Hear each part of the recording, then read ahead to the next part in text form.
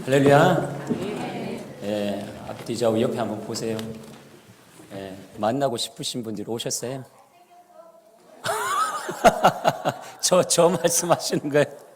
감사합니다. 저희 앞뒤 좌우 옆에 인사하는데요. 사랑하는 분 오셨잖아요. 사랑합니다. 우리 인사 한번 하도록 하겠습니다. 보고 싶었습니다. 그리고 한 주간 동안에 장례가 2건 있었어요. 사랑하는 맹준호 목사님 하나님 품에 안기셨고, 그리고 사랑하는 최영애 권사님 갑자기 가셨는데요. 사랑하는 최영애 권사님 갑자기 가셔서 마음이 조금 또 아픈 부분도 있고 그렇지만 천국에 있기에, 할렐루야, 우리가 때가 되면 다시 만날 수 있기에 그 기대와 소망을 가지고, 또 이렇게 사랑하는 분 떠나셨지만 천국 소망을 가지고 우리가 삶을 엮어가는 은혜가 있기를 축복드립니다. 그리고 사모님 오셨는데요. 사모님이랑 따님 오셨어요. 나중에 나가실 때 위로 많이 해주시고, 그리고 우리 강시경 집사님 위로 많이 해주세요. 그래서 힘낼 수 있도록 함께 힘내서 주님이 원하시는 삶을 살아내도록 그렇게 삶을 엮어가는 저희들 되기를 소망합니다. 성도들은 한마디로 정의한다면 은혜로 사는 자들이에요. 은혜로 사는 자. 그래서 종교개혁자 마틴 루터도 이렇게 많은 걸 외쳤지만 오직 은혜라고 이렇게 외쳤던 거예요. 왜냐하면 성도들은 하나님의 은혜를 받고 하나님의 은혜로 살아가는 사람들이기 때문에 그렇습니다. 그래서 성도들의 삶을 엮어가기 위해서 필수 불가결한 것이 무엇이냐 하면 은혜인 것입니다. 그래서 성도들은 오직 은혜로 살아야 돼요. 오직 은혜로. 그래서 은혜의 가치에 대해서 제대로 알지 못하면, 이 은혜의 가치를 모르면 값싼 은혜로 전락해 버리는 거예요. 우리가 하나님의 은혜를 말할 때 값 없이 주는 은혜를 받았기 때문에 이 은혜가 싸구려라고 이렇게 느끼시는 거예요.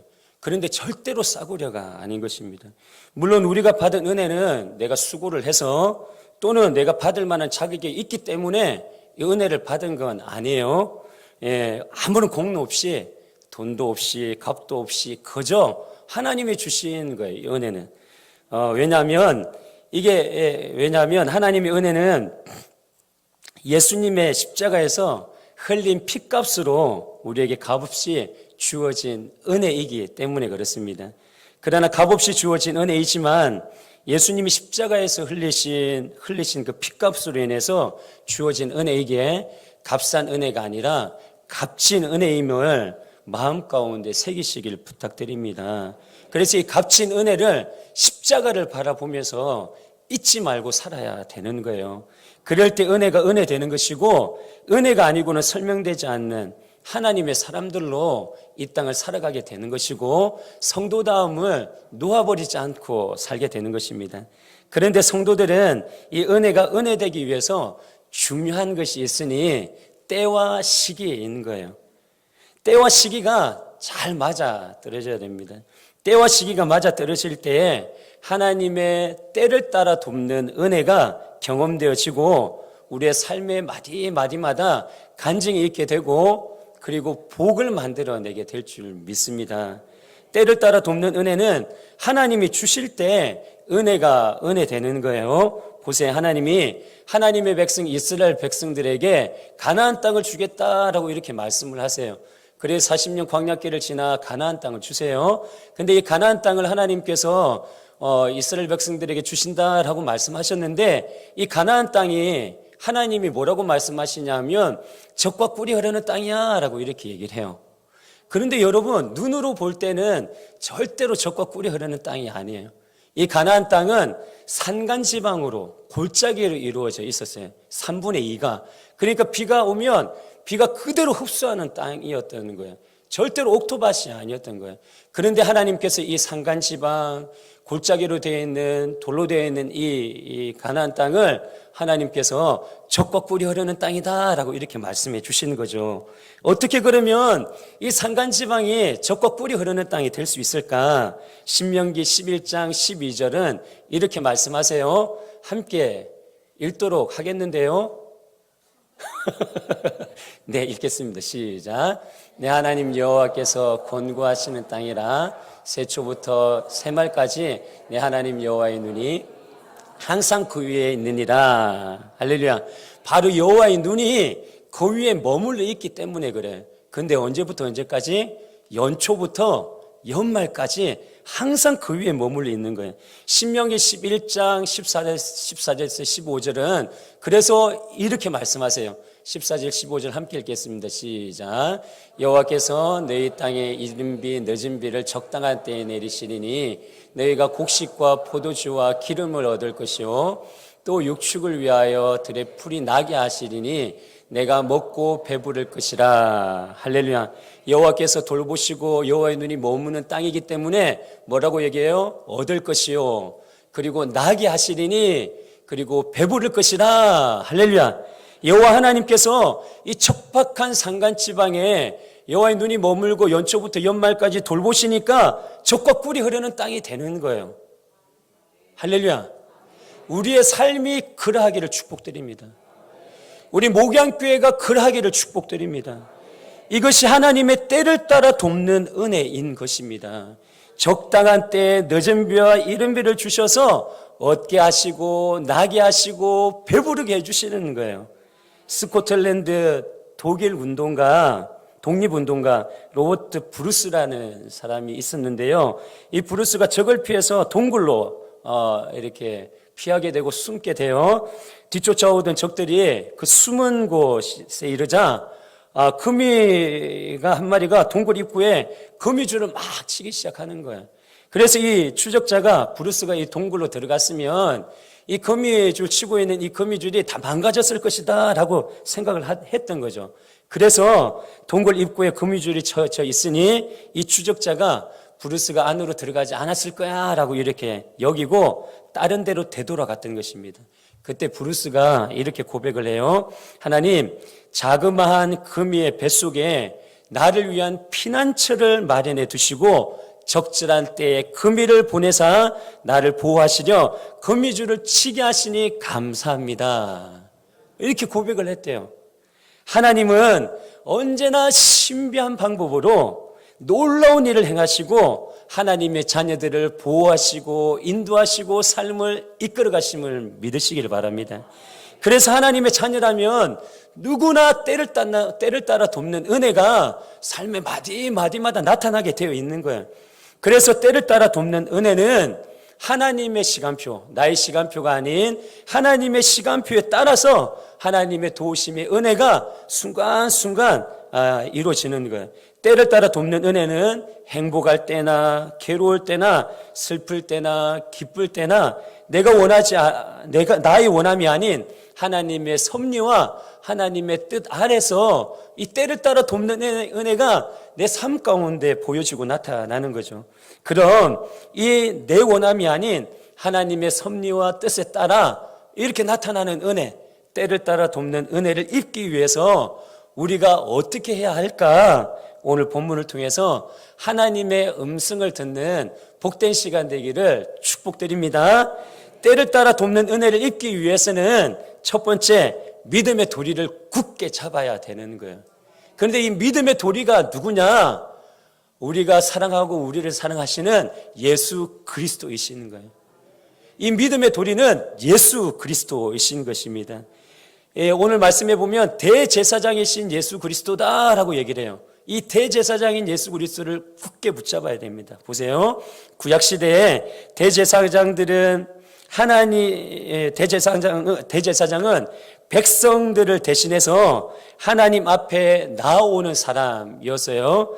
그래서 하나님 앞에 죄를 지은 사람들은 제물을 가지고 대제사장 앞에 나와야 돼요. 그럼 대제사장이 이 사람의 죄를 지은 사람이 가지고 온 제물을 가지고 이 죄인을 대신해서 하나님 앞에 용서를 구했던 거예요. 대제사장이 하는 일이었습니다. 이렇게 큰 대제사장 대신 예수 그리스도께서 우리를 대신해서 우리를 위해서 십자가에 스스로 제물이 되셔가지고 하나님의 은혜를 구한 줄 믿으시길 바랍니다. 그런데 놀라운 것은 무엇이냐면 우리를 대신해서 우리를 위해서 아주 섬세하게, 아주 디테일하게, 아주 정확하게 우리를 배려하시면서 하나님의 은혜를 구하면서 이렇게 우리 삶을 이끌어 가신다라는 거예요. 이것이 어떻게 가능할까? 히브리서 4장 15절은 이렇게 말씀하세요. 함께 읽겠습니다. 시작. 우리에게 있는 대제사장은 우리 연약함을 채울하지 아니하는 자가 아니요 우리와 한결같이 시험을 받는 자로 돼 죄는 없으시니라. 우리 연약함을 채울하지 아니하는 자가 아니요. 그러니까 우리 연약함을 예수님이 채울하신다라는 거예요. 예수님이 이 땅에 우리와 똑같은 성정으로 오셔서 이 땅에서 사시는 거예요. 그래서 우리가 졸리면 졸리듯 예수님도 졸리면 졸리시는 거예요. 우리가 배가 고프면 예수님도 한 끼, 두 끼 이렇게 끼니를 이렇게 걸으면 예수님도 배가 고프시는 거예요. 우리도 뭔가 찔려 아프면 예수님도 뭔가 찔리면 아프신 분이에요. 피가 나시는 우리와 똑같은 성정을 가지신 분이에요. 우리와 똑같은 삶을 이 땅에서 사셨던 분이 누구냐 하면 예수님이에요. 예수님. 예. 믿음의 돌이 되신 예수님이신 것입니다. 그래서 우리의 삶을 똑같이 사셨기 때문에 믿으시길 바랍니다. 여러분, 우리가 아파하는 것, 우리가 고통하는 것, 우리가 필요로 하는 것, 우리가 원하는 것 예수님이 가장 잘 아세요. 우리의 연약한 것 가장 잘 아세요. 우리의 필요한 것 가장 잘 아시는 분이 이 대제사장 되신 예수님이세요. 그래서 히브리서 기자가 믿음의 돌인 예수 그리스도를 굳게 붙잡아라 라고 이렇게 말씀하시는 거죠. 예수 그리스도를 굳게 붙잡을 때 우리가 겪었던 모든 것들을 채울하신 주님께서 때를 따라 돕는 은혜를 우리에게 가장 알맞은 때에 허락해 주실 줄 믿습니다. 그래서 이 때를 따라 돕는 은혜가 하나님 보실 때 우리 필요한 때에 주심으로 인하여서 우리의 삶에 간증이 있게 되고 그리고 복을 만들어내게 되는 거예요. 예수님께서 배를 타고 바다 건너 고향인 가버나움으로 이렇게 가세요.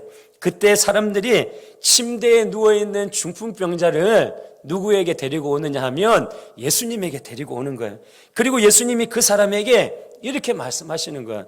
너 죄 사함을 받았다. 너 죄의 용서함을 받았다. 너는 일어나 내 친구를 가지고 돌아가라 라고 이렇게 얘기를 해요.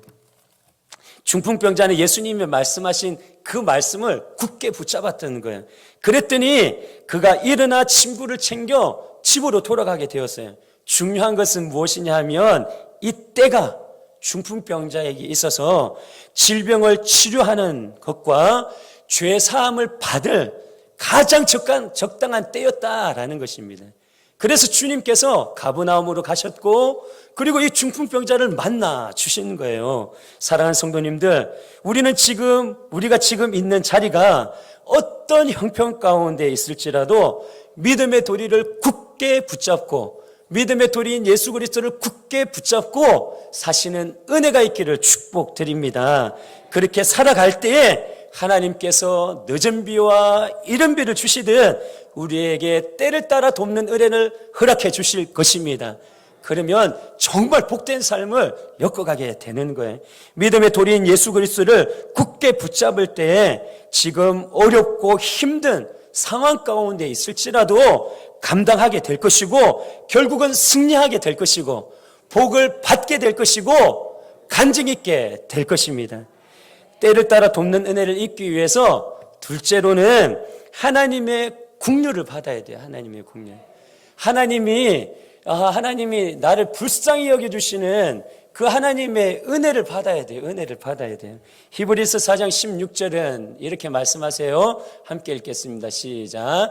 그러므로 우리가 긍휼하심을 받고 때를 따라 돕는 은혜를 얻기 위하여 은혜의 보좌 앞에 담대히 나갈 것이니라. 우리가 하나님의 때를 따라 돕는 은혜를 얻기 위해서는 하나님의 긍휼하심을 입어야 돼요. 하나님이 나를 불쌍히 여겨주셔야 돼요. 왜냐하면 이 땅의 삶이 내가 원하는 대로 내가 생각한 대로 흘러가지 않기 때문에 그렇습니다. 살면 살수록 깨닫는 것이 무엇이냐면 내가 할 수 있는 것이 아무것도 없구나라는 것만 깨달아요. 52밖에 안 됐는데 그것밖에 깨닫는 게 없어요. 그럼 52밖에 안 됐습니다. 너 젊고 창창합니다. 할렐루야. 예, 그런데도 살면 살수록 이런 거예요. 내가 할 수 있는 것이 아무것도 없구나라는 것만 깨닫는 거예요. 그래서 이 땅에서 삶을 엮어가다 보면 나의 초라함만 보이고 나의 연약함만 느껴지는 거죠. 내가 하나님의 긍휼히 여기심의 옷을 입지 않고는 이 험악한 세상, 이 힘든 세상, 녹록하지 않은 이 세상에서 약한 내가 살아갈 수 없다라는 것을 깨닫게 되는 것입니다. 왜요? 세상과 하나님은 달라요. 세상은 뭐라고 얘기를 하냐면 실력이 없고 잘 못하는 사람, 그리고 도움이 안 되는 사람들은 가차없이 잘라버려요. 끊어내버리고, 그리고 이렇게 언제 사라졌는지 모르게 사라져버려요. 그러니 이 세상에서 살기가 얼마나 힘겹겠어요. 근데 이 세상과 하나님은 다른 거예요. 하나님은 다른 거예요. 이사야 55장 8절 9절은 이렇게 말씀하세요. 함께 읽겠습니다. 시작. 여호와의 말씀에 내 생각은 너희 생각과 다르며 내 길은 너희 길과 달라서 9절. 하늘이 땅보다 높음같이 내 길이 너희 길보다 높으며 내 생각은 너희 생각보다 높으니라. 할렐루야. 하나님의 생각과 우리의 생각이 하늘과 땅 차이라는 거예요. 그러니까 상상 못할 정도의 그 생각의 다름이 여기에 있는 거예요. 여러분, 세상과 다른 하나님은 활화산 같은 긍휼로 하나님의 형상을 닮은 우리들에게 은혜를 베풀기를 원하시는 거예요. 긍휼을 베풀어 주시기를 원하시는 거예요. 복 주시기를 원하시는 거예요. 평강 주시기를 원하시는 하나님의 마음이 풍성하게 있는 거예요. 하나님께서는 활화산 같은 긍휼을 베풀기를 원하시고 모든 것들을 마음껏 우리에게 주시기를 원하시는 하나님의 마음이 우리에게 향해 있다 믿으시길 바랍니다. 그래서 성도된 우리들은 하나님의 긍휼을 기대하고 하나님의 긍휼을 불쌍히 여김을 간구하면서 살아야 하는 것입니다. 12년 동안에 혈류병을 앓는 한 여인이 있었어요. 12년 동안에 좋은 의사도 만나보고 만나보고 이렇게 치료를 했지만 쓸데가 없었다는 거예요. 몸에 맞는 약물로 치료도 해보았지만 효과가 없고 병세만 이렇게 계속 악화만 되어갔습니다. 그래서 지병으로 가지고 있는 재산들을 모두 다 허비해버리는 거예요. 그래서 다 허비해버리다 보니 따라오는 것은 가난이요, 고통이요, 아픔이었던 것입니다. 그 여인이 너무 힘들어서 모든 삶을 다 포기하려 할 그때에 군중 가운데 누가 계셨냐 하면 예수님이 계셨던 거예요. 예수님이 계셨던 거예요. 이 여인이 군중에 있는 그 예수님을 보고 소문을 들었을 거 아니에요. 간절한 마음으로 예수님의 옷자락을 만졌어요. 예수님이 그녀에게 옷자락을 만지는 그 순간에 긍휼을 베풀어 주셨던 것입니다. 그녀는 주님의 옷자락을 만졌을 뿐인데 12년 동안 그토록 노력했던 이 혈류병이 일순간 사라져 버렸던 것입니다. 주님의 활화산 같은 긍휼이 그 옷자락 잠깐 만지는 것으로 인하여서 그 여인에게 임했고 그리고 그를 고쳐 주셨던 것입니다. 사랑하는 성도님들, 우리의 연약함을 가지고 하나님 앞에 나오셔야 돼요. 여러분, 분명히 말씀드릴 수 있는데 사람들에게는 가지 마세요. 사람들에게는 나의 약점을 가지고도 가지 말고, 사람들에게는 나의 연약함을 가지고도 가지도 말고, 사람들에게는 내 가난하니까 나를 도와줘요 이러지도 말아요. 때가 되면 다 부메랑으로 돌아와요. 그런데 그거 아세요? 이 하나님은, 예수님은 안 그러셔요. 연약함을 이렇게 가면 먼저 마음을 위로해 주세요. 애쓴다. 그리고 이거로 끝나는 게 아니라 저를 봐도 그래요. 이렇게 높은 곳에 세워주세요. 지금 제가 삶 가운데 제가 어릴 때 가난한 그때랑 지금의 제가 이 강단에서 하나님의 말씀을 전하는 이때랑 이게 얼마나 은혜인 줄 몰라요. 하나님의 긍휼이었고 하나님이 저를 정말 불쌍히 여겨주시는 거예요. 그런데 여러분 보세요. 여러분, 하나님이 저를 불쌍히 여겼는데 제가 불쌍해 보이세요? 아니잖아요. 할렐루야. 여러분, 저 다 가졌어요. 다 가졌어. 사랑하는 아내 있죠. 여러분, 낳아보지 못한 지 셋째까지 있어요. 셋째도 넷째도 낳으신 분들도 있지만 다 가졌어요. 다 가졌어. 이 안에 하나님이 있어요. 하나님이 있어요. 다 가졌어요.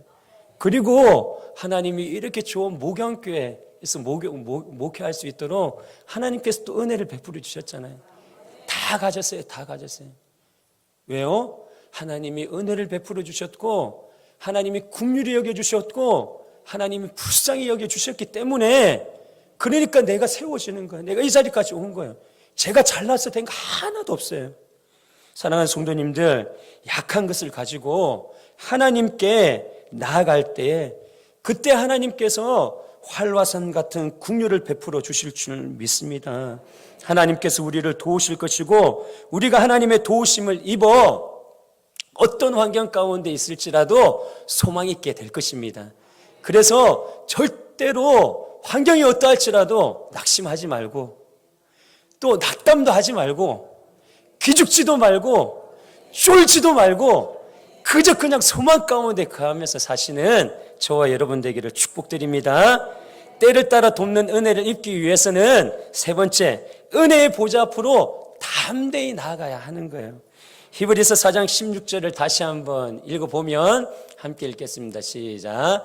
그러므로 우리가 긍휼하심을 받고 때를 따라 돕는 은혜를 얻기 위하여 은혜의 보좌 앞에 담대히 나아갈 것이니라. 아멘. 우리가 하나님의 때를 따라 돕는 은혜를 받기 위해서는 믿음의 돌인 예수도 붙잡아야 되고 하나님의 긍휼도 입어야 되고 그리고 은혜의 보좌 앞으로 나아가야 하는 것입니다. 왜냐하면 우리는 성도된 우리는 세상의 조류에 휩쓸려서 살아갈 존재가 아니기 때문에 그래요. 세상의 조류가 해답이 아니기 때문에 그렇습니다. 우리에게 있어 해답은 하나님이 되어야 돼요. 우리에게 있어 해답은 하나님의 말씀이 되어야 되는 거예요. 돈이 되면 안 돼요. 제가 돈을 좋아하지만 절대로 돈이 해답이 아니에요. 돈이 되면 안 되는 거예요. 사람이 되면 안 되는 거예요. 하나님이 되어야 되고 하나님의 말씀이 되어야 되는 것입니다. 그래서 하나님의 은혜의 물줄기가 이 목양교회에 도도하게 흘러야 되고 우리 개개인 각자의 인생 가운데 이 하나님의 은혜의 물줄기가 도도하게 흘러야 돼요. 도도하게 흘러야 돼요.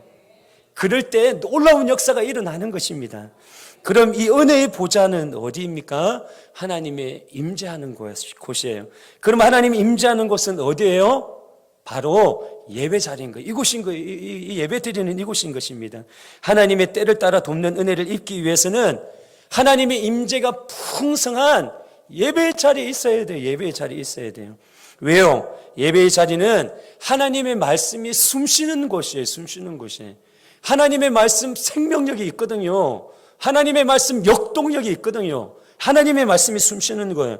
성령의 하나님이 또한 운행하는 곳이에요. 성령의 하나님이 지금 이 시간도 저도 사로잡으시고 우리 여기 원로 목사님 그리고 장로님, 권사님, 안수 집사님 그리고 성도님들 그리고 우리 청년들 학생들 지금 운행하시면서 그 마음을 만지시면서 사로잡고 계시는 거예요.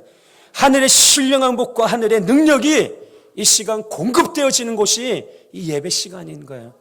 그래서 사랑하는 성도님들 진짜 은혜의 보좌인 이 예배의 자리에 이렇게 나오고 그리고 이 예배의 자리를 사모하기 위해서 애쓰는 저와 여러분 되어야 될 줄 믿습니다. 자 보세요. 에스겔 37장에 보면 마른 뼈가 있단 말이에요. 마른 뼈가 하나님이 명령을 하니까 마른 뼈에 힘줄이 생기고 그리고 살이 붙고 그러면서 생기야 부르라 하니까 생기가 들어가니 어떻게 돼요? 여호와의 군대가 된 줄 믿으시길 바랍니다. 그 놀라운 생명력이 이 예배 시간에 있는 거예요. 예배 시간에 있는 거예요. 그래서 정말 부탁드리는데 시간이 안 되면 모르지만 아니 시간을 냈어라도 주일 낮 예배, 주일 저녁 예배, 그리고 수요일 저녁 예배, 그리고 금요 심야 예배 그 시간을 정말 사모해야 돼요. 은혜의 보좌로 나오기 위해서 애쓰셔야 됩니다. 그래야 우리가 하늘의 것들을 공급받을 수 있는 거예요. 하늘의 것들을 공급받지 못하면 세상 사람들이랑 똑같아요. 제가 수요일 날도 말씀드렸지만 여기 있는 이동호 목사도 예배 드리지 않고 말씀 안 보고 기도 안 하고 그러면 목사라는 이름만 있지 세상에 나가면 똑같은 사람이 될 수밖에 없는 거예요. 그래서 예배의 자리로 나와 하나님이 주시는 그 하나님의 말씀에 살아 숨심, 그리고 성령의 운행하심, 그리고 하늘의 신령한 것들을 채우시기를 축복드립니다.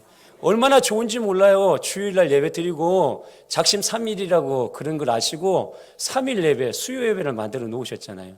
그 3일 수요일 예배 딱 드리면 또 무장을 해가지고 세상에 나가 하나님이 원하시는 대로 살아내야 되잖아요.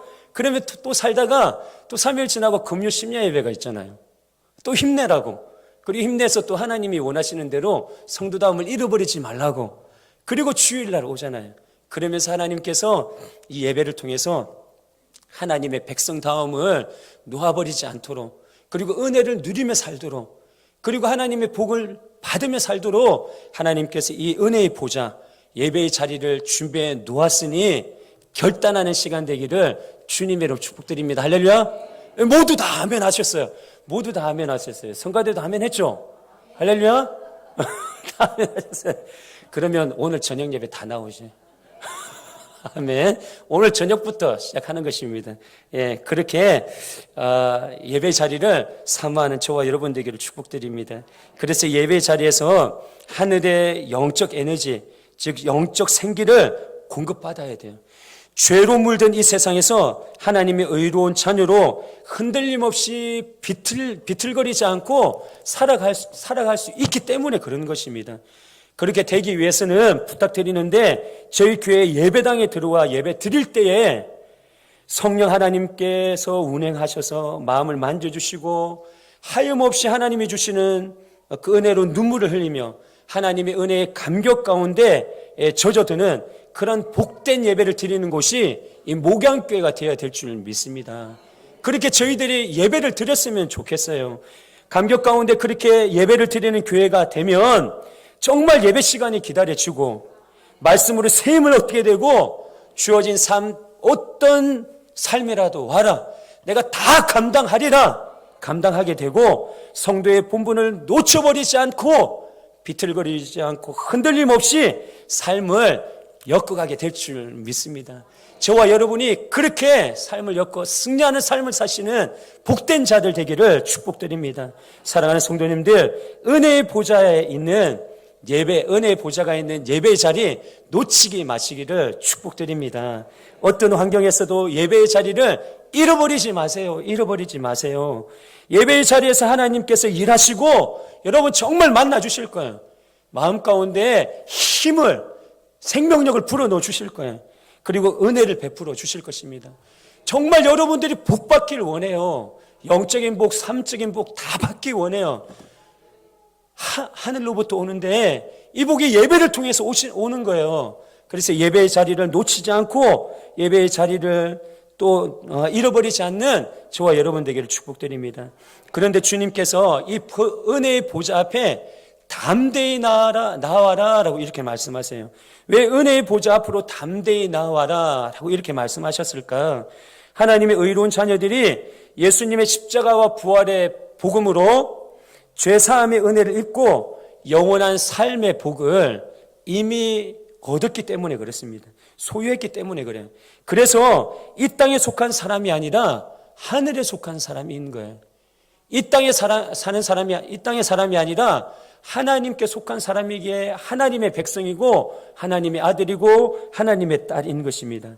그래서 우리에게 오는 이 복은 하늘로부터 오는 거예요. 우리에게 오는 이 은혜는 하늘로부터 오는 거예요. 제가 다시 말씀드리고 부탁드리지만 사람들에게 가지 마세요. 빌리지도 말고 꼬지도 마세요. 사람들에게 가지 마요. 사람들에게 가서 나의 억울함을 얘기하지 마세요. 은혜를 주시고 하늘로 복을 주시는, 하늘에서 은혜를 주시고 복을 주시는 그 하나님을 향하십시오. 그 하나님을 향하십시오.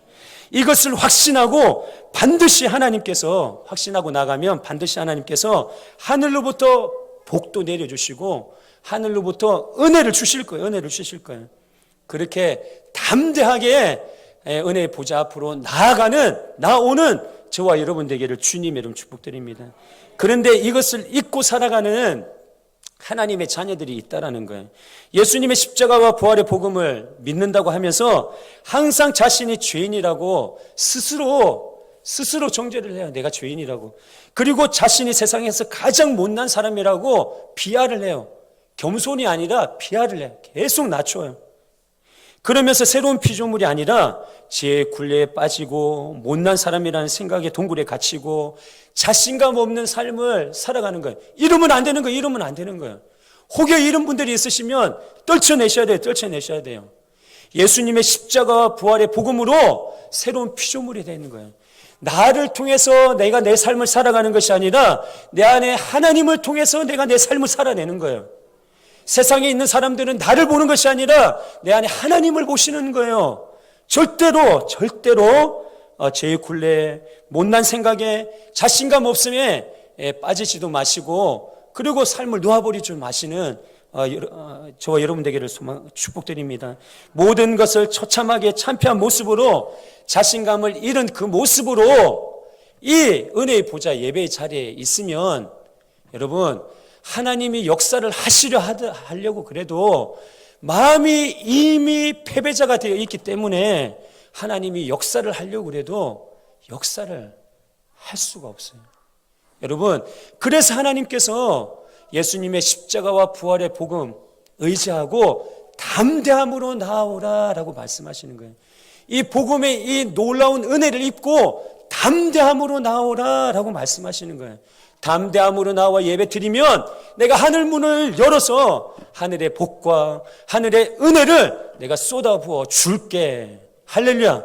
이 음성이 들려지는 은혜가 있기를 주님의 이름 축복드립니다. 믿으시기 바랍니다. 우리의 죄됨과 우리의 못남 모두 예수님께서 십자가에서 다 해결하셨어요. 다 해결하셨어요. 무덤에서 부활하심으로 인하여서 소망까지 주셨어요. 하나님은 그래서 반드시 우리에게 은혜를 주실 것입니다. 반드시 우리에게 복을 주실 거예요.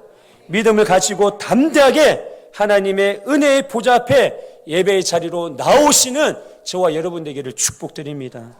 그러면 살아계신 하나님, 죽으신 하나님이 아니라 살아계신 하나님이에요. 살아계신 하나님. 살아계신 하나님이 때를 따라 돕는 은혜를 항상 우리에게 경험시켜 주실 것이고 간증의 보따리를 우리 품에 안겨 주실 것입니다. 하나님께서 때를 따라 돕는 은혜를 정말 이스라엘 백성들에게 베풀어 주셨어요. 하나님의 은혜를 받은 이스라엘 백성들을 향해서 그래서 이사야 51장 1절은 이렇게 말씀하고 있는 거예요. 함께 읽겠습니다. 시작.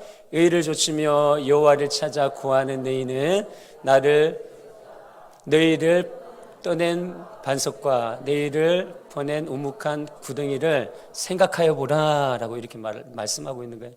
떠낸 반석, 파낸 우묵한 웅덩이를 너희들 생각해 보라 라고 이렇게 말씀하는 거예요. 서두에도 말씀드렸지만 하나님께서 이스라엘 백성들을 가나안 땅으로 인도하셨어요. 그런데 우리 눈으로 볼 때는 그게 젖과 꿀이 흐르는 땅이 아니라니까요. 산간지방으로 이루어져 있는 땅이에요. 그런데 하나님이 가나안 땅을 주겠다 하시고 젖과 꿀이 흐르는 땅을 주겠다라고 이렇게 말씀하세요. 그런데 가나안 땅이 진짜로 하나님이 통치하시고 다스리니까 늦은 비와 이른 비를 주셔서 정말로 그 젖과 꿀이 흐르는 땅이 되었던 거예요. 여러분, 이뿐만이 아니라 보세요. 이스라엘 백성들이 죽음의 사막을 걸을 때 그들을 떠내서 에덴 갖게 하셨던 거예요. 그리고 그들이 사망의 광야를 걸을 때 그들을 퍼내서 어떻게 해요? 여호와의 동상 같게 하셨던 것을 우리가 성경을 보면서 너무도 잘 알게 되는 거죠. 그러면서 떠내고 파낸 우묵한 웅덩이를 이 이스라엘 백성들에게 허락하셨고, 하나님께서 이스라엘 백성들에게 떠내고 파낸 우묵한 웅덩이를 생각하여 보라라고 이렇게 말씀하시는 거죠. 무슨 말이냐면 하나님의 때를 따라 돕는 은혜를 베풀어 주심으로 생겨난 떠내고 퍼낸 우묵한 웅덩이, 하나님이 베풀어 주신 은혜의 흔적, 그걸 하나님께서 생각해 보라라고 이렇게 말씀하셨던 것입니다. 떠내고 파낸 우묵한 웅덩이, 이 은혜의 흔적, 이스라엘 백성들에게는 너무도 많았어요. 너무도 많았어요. 이 떠내고 파낸 우묵한 웅덩이의 이 흔적, 저의 삶을 돌아보면, 여기 있는 이동우 목사의 삶을 돌아보면 똑같이 삶의 마디마디마다 떠내고 퍼낸 우묵한 웅덩이의 흔적이 정말로 너무나도 많아요. 그 중에 가장 큰 은혜의 흔적은 바로 시적절한 때에 하나님께서 어머니를 통해서 모교회를 만나게 해주시는 거예요. 그 이후로 하나님의 은혜를 모교회에서 이렇게 얻었고, 신학도 하게 되고, 목사 안수도 받고, 사역도 하게 되었던 거예요. 이후로 하나님의 때를 따라 돕는 은혜가 제 삶의 마디마디마다 진짜로 흔적으로 남았는데요. 제가 결혼할 그 시기에 이 모교회 목사님이 아버지 대신해서 상견례에 가주셨어요. 그때 제 아버님이 하여튼 이렇게 삶이 정리가 안 되셔가지고 진짜로 그냥 삶이 정리가 안 됐어요. 그 빚도 있죠. 성품도 하여튼 제가 아버지 성품을 닮았는데 하여튼 그 성품이 이 복음 때문에 싹 다 가려버렸어요. 다 가려졌어요. 예, 하여튼 힘들게 사셨는데 그때 결혼할 때도 그 자리에 없으셨어요. 그런데 모교회 목사님이 상견례에 나와 주셨어요. 그래서 그 자리에서 부모님끼리 상견례하고 그리고 결혼까지 하게 된 거죠. 이게 얼마나 큰 은혜입니까? 모교회, 그리고 거기서 말씀드렸던 것처럼 청년회 때부터 시작해가지고 신학하고 목사 안수 받으면서 사역만 17년 정도 했으니까 한 23년 정도 그곳에서 있었단 말이에요. 그런데 원래 제가 성품이 온화한 성품이 아니거든요. 경상도 사나이인지라 급하고, 그리고 다혈질적이고 막 이런 게 있어요. 경상도 사람들이 가지고 있는 조금 못난 게 있어요. 그리고 할렐루야. 그리고 경상도 사람들이 무뚝뚝해요. 밥 묻나 자자 뭐 이런 식으로밖에 안 해요. 근데 지금 하경 집사님이 얘기했던 것처럼 하경 집사님이 말씀하셨던 것처럼 이렇게 제가 할렐루야. 저 온화해 보이잖아요. 아멘. 예, 사랑이 많아 보이시죠? 예, 하나님 때문에 그래. 하나님 때문에. 이 안에 복음이 있기 때문에 그래. 이 안에 복음이 있기 때문에. 이 안에 은혜가 있기 때문에 이게 다 가려진 거예요. 제가 가지고 있는 것들이 다 가려지는 거예요. 여러분, 저를 보면 누가 보여요? 할렐루야. 하나님이 보이는 거예요. 하나님이 보이는 거예요. 그래서 저는 너무 감사해요. 예, 너무 감사한 거예요. 이처럼 하나님께서 이렇게 떠내고 파낸 우묵한 웅덩이, 은혜의 흔적이 저에게 너무나도 많은 거죠.